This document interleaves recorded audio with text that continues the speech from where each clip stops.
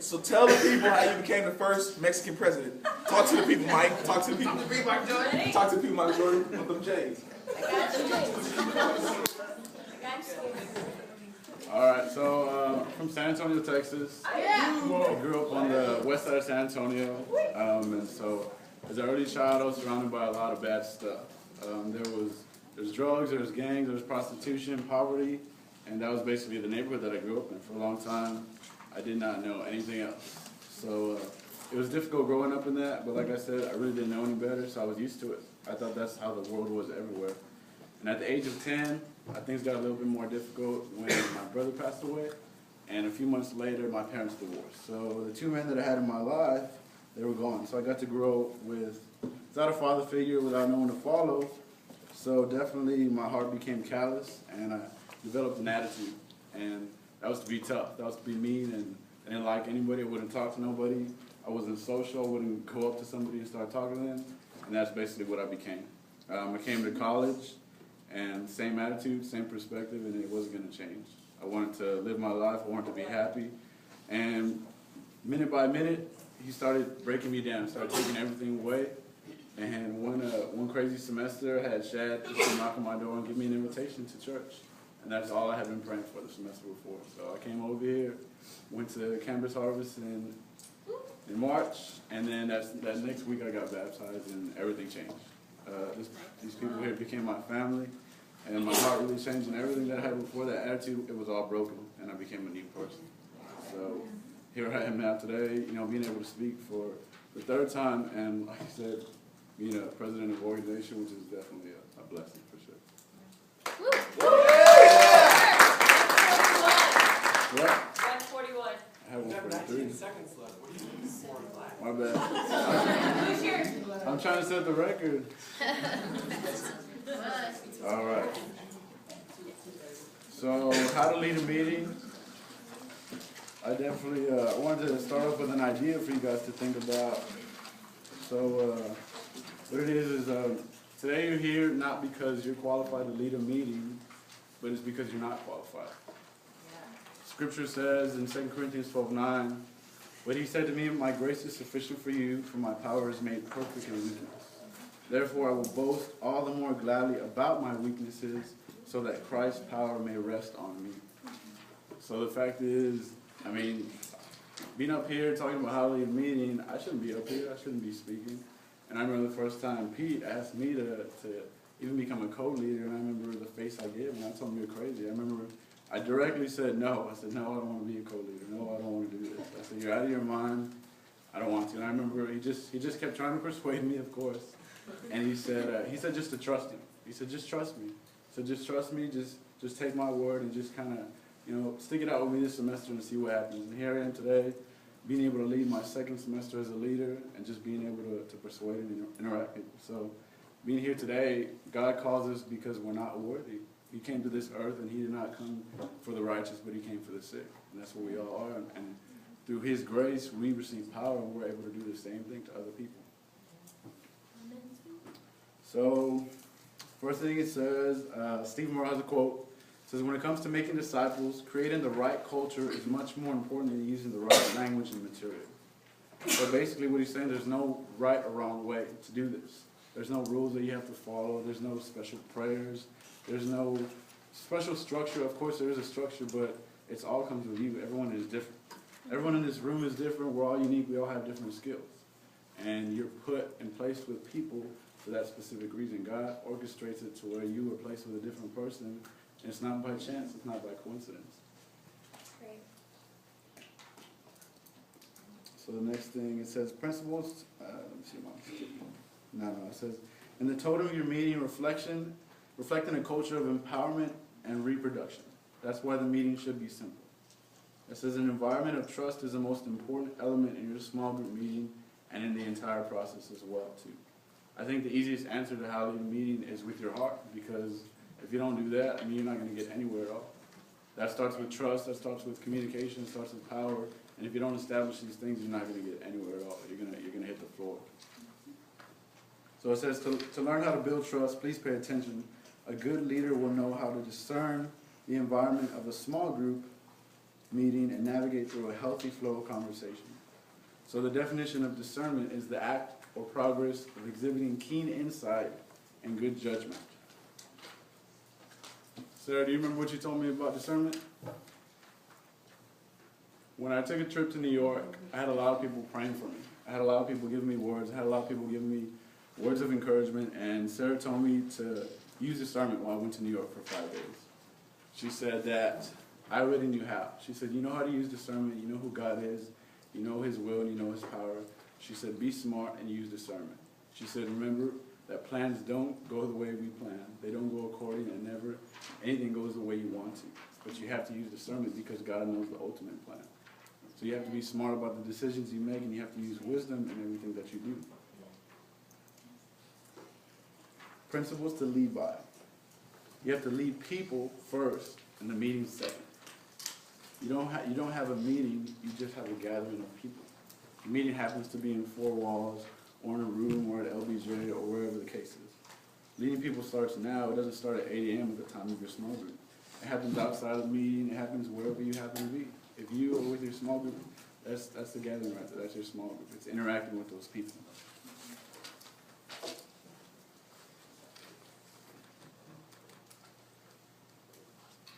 So the best way to learn how to lead a small group is to lead a small group. I mean, how can you do anything else without just doing it? I remember, like I was telling you, when Peter first asked me to lead, and I didn't know what I was doing. I felt like I was the most unqualified person there. But I just had to do it. You just have to start somewhere. You have to begin a process, and you learn. And you're going to make mistakes a lot. You're going to make a lot of mistakes. If you don't make mistakes, that's when you do have to worry. But that's how you learn. You make mistakes, you learn, and you grow. Nobody's perfect, and you're not perfect either.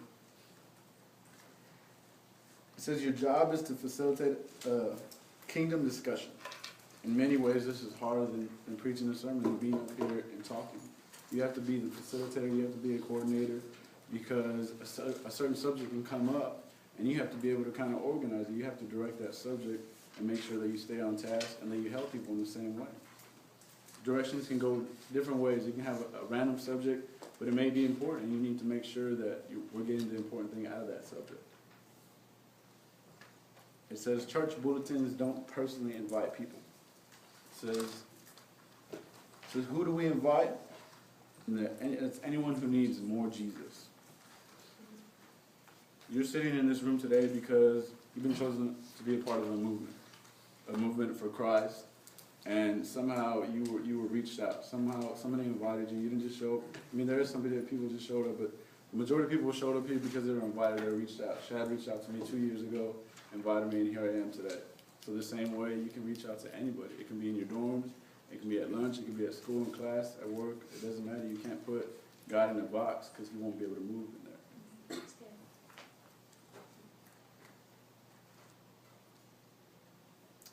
It says to be persistent and consistent.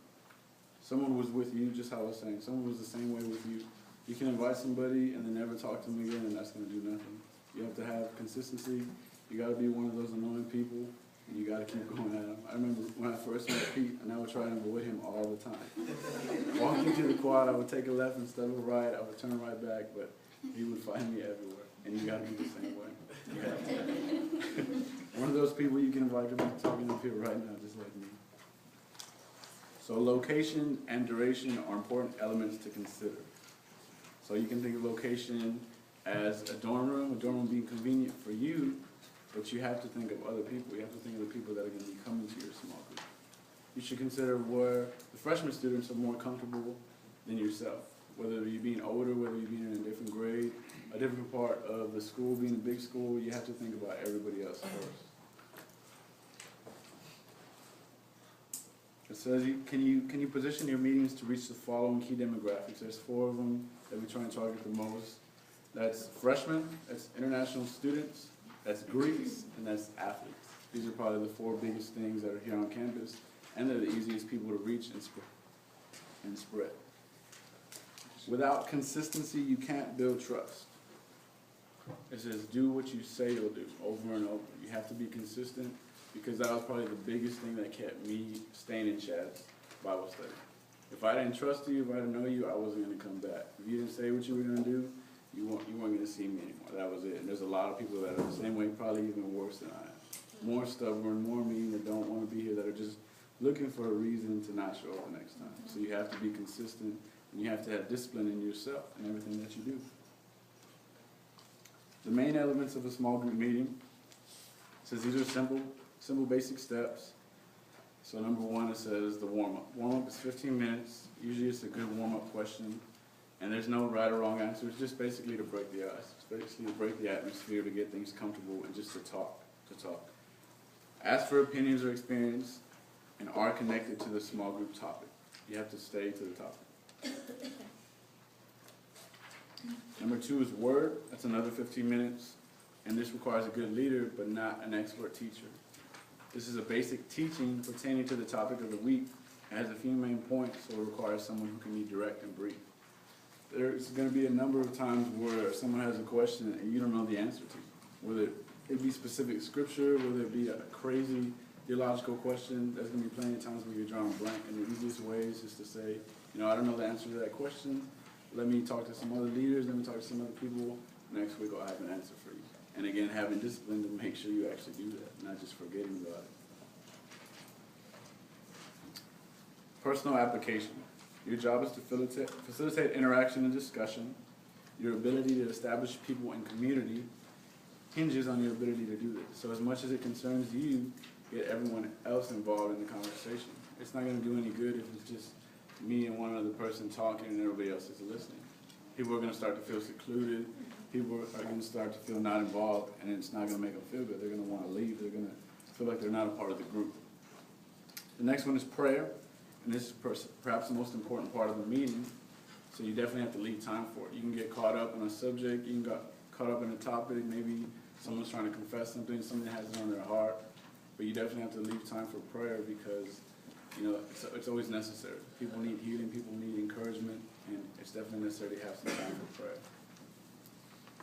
It says make sure the prayer time is not rushed.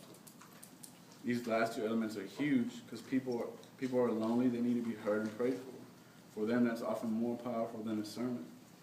That hour that you have, it could probably be the only time that they speak out, that they confess, and you could be the only help that they get.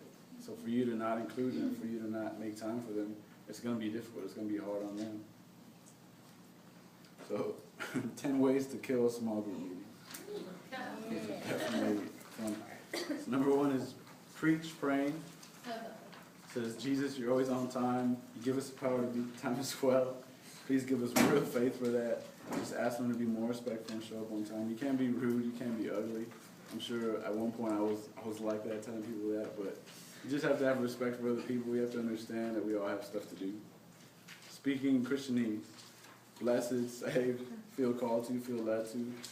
And also keeping your inside jokes on the outside of the meeting. That one's probably a big one too. I know me, Rob, Andrew, Vic, constantly we're always cutting on each other, making fun of each other. But the relationship that we have, we're able to do that.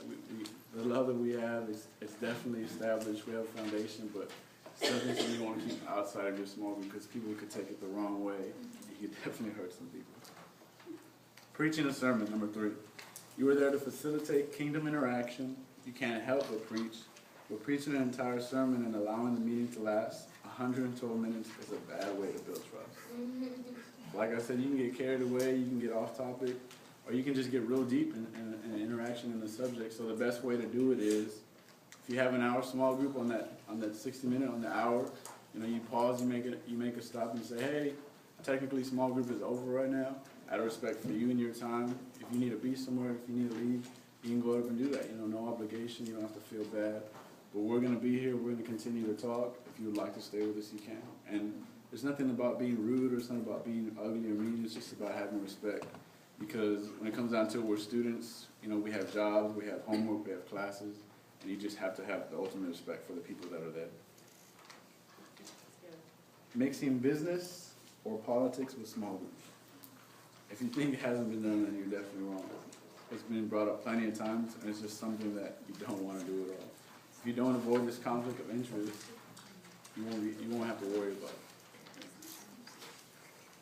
Number 6 is private ministry to the opposite sex. Many men and women greater than you or I have fallen in this area. A compassionate heart to serve others lacking wisdom, but making up for it with arrogance and pride is not good. And a lot of us have definitely can relate to that. You know, there's been plenty of times where, you know, it's someone of the opposite sex, and you just naturally have a heart for them. Not with the wrong intentions, but it's just dangerous. So the best thing you can do if you come in that situation, you know, if there's a girl or a guy with a girl, you know, you say, hey man, I have this is one of the leaders in our women's ministry.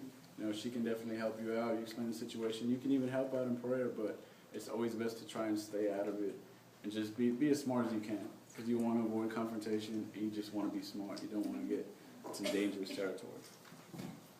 Number 7, borrowing money. Whether or not you should even borrow money is debatable, but whether you should do it in your small group is definitely not. You don't want to be borrowing money from everybody in your small group. Number 8 is promotion of a parachurch or outside event. If you don't have the blessing of your leadership, you should definitely save it for outside of the meeting. Number 9 is guest speakers. First of all, your small group is not a public speaking stepping stool. Secondly, your goal is to raise up leaders within your small group. So, I mean, you definitely don't want to bring someone from the outside. If anything, it should be someone that's a part of your small group. You don't want to have any public speakers. Number 10, probably the funniest one, receiving tithes and offerings. That's in my head around.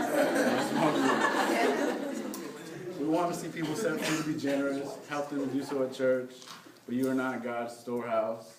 Nor are you a registered tax-exempt organization, so you don't want to receive tithes and offerings. So here's some scenarios. It says, what would you do? This is a perfect opportunity to get y'all thinking. So scenario 1 is save to Sam. It says 2 non-Christian students that you invited to come to your small group. Also, Sam, a Christian student in the ministry, is present and speaking fluent Christianese. Keeps complaining that people on campus need to get saved. What would you do? Elissa, what would you do? Punch him. Well, first of all, you have to make sure that everybody's comfortable, and that's where you use your discernment and you use your wisdom to see if, you know, he's looking puzzled or she's looking puzzled, like, what does getting saved mean? And that's where you have to have discernment to decide whether you're going, that's the time to explain it on your own personal level in front of everybody, or you disciple that person even more so that you make sure that person comes back. And yeah, so I would probably talk to them after the small group and say, hey, I didn't know if you felt uncomfortable about anything, but do you have any questions? Personally, just me and you kind of thing. Yeah. So yeah, that's what I would do. The suggestion here says, Sam, when you say get saved, you must be referring to when Jesus transforms someone's life. You're so right. I'm thankful that someone had the passion and patience to see that happen in my life. You just have to understand that not everybody thinks like you, not everybody understands like you, and for you to be speaking something, they might not know what's going on. So you have to be open to everybody. Again, not thinking of yourself, but thinking of who is in your small group. Scenario 2, it's Bud and Betty. You're trying to engage everyone in conversation, but Betty keeps chiming in before others have a chance to share their heart. She's even causing the conversation to drift away from the topic. What would you do? Robert. Betty gotta go, man. Well, what Elissa said earlier, pulling that person aside or saying, hey, you know, we can definitely talk about that after small group, and just explain to them what's happening and how you want to cherish the time that you have, those 60 minutes.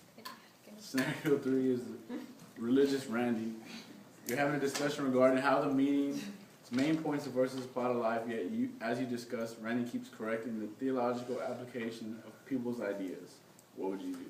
I know I've had that before, and it can easily be frustrating, and it can get you off topic. It can just distract you personally, and you start going in circles around and around, and it gets nowhere. So it's easy just to try and avoid it as best you can, and just, you know, again, pull that person, just say, hey, you know, that's very interesting, let's talk about that after small group. But right now we're going to focus to these main points. So scenario 4. Any suggestions of possible challenges in a small group meeting? It's just, if y'all have any suggestions. Vivian. Oh, those possible. Okay, like the second one about Buddy Betty. Uh-huh. One thing that I do sometimes or I've seen people do is like, hey, let's have somebody else speak. Because like, I can't wait to the end of the meeting, she's been took up the whole meeting. Aside until like next time, so I just be like, hey, let's have somebody else who hasn't spoken yet, and then, you know, everybody else can speak, because you ain't spoke. That's good. Anybody else have any suggestions? So have a small group take turns, having members of your small group, have a cycle so everyone can get involved and speak out, because confidence is a very big thing for someone very coming into a small group. They're shocked, they don't know what's going on, they don't know about Jesus, they don't know about speaking in the choir or wherever you speak at, so bringing them out, getting them out of their comfort zone is a really good way to engage in them. Yeah, that's good. That's really good. I have a scenario. All right. When somebody of the opposite sex comes to your meeting. It's like Rob. It's like Rob's sending you a different way. That's when you find a guy that can do a 30-minute hug. Hey, come here, dude. Let's get a 30-second handshake going on.